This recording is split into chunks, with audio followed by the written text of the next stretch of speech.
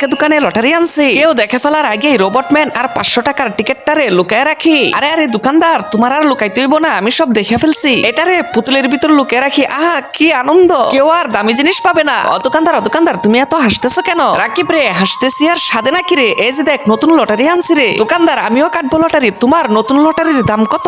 লটারির ভিতর অনেক দামি পুরস্কার আছে, এই জন্য 200 টাকা কইরা। কি এত দামি লটারি? কাটবো না। তুমি এক কাজ করো, আমার একটা কুইন ক্যান্ডি দাও। কিরে কুইন ক্যান্ডি নিবি? দাঁড়া দিতেছি রে। এই তো এই সুযোগে তাড়াতাড়ি পুতুল থেকে লটারিটারে বের করে নেই। রাকিব এই যে নে। দোকানদার, কুইন ক্যান্ডিটা তো আমি নিবই, কিন্তু এখন নিবো না, আরেকদিন। এবার আমার লটারি দাও। লটারি তো তোর সামনেই আছে, ওইখান থেকে নে।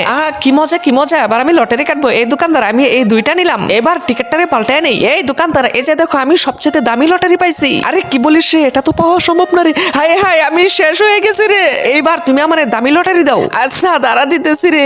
এই যে নে রে রোবটম্যান, আরো নে 500 টাকা। বন্ধুরা, আমি লটারি নিয়ে গেলাম, তোমরা সবাই লাইক সাবস্ক্রাইব করো।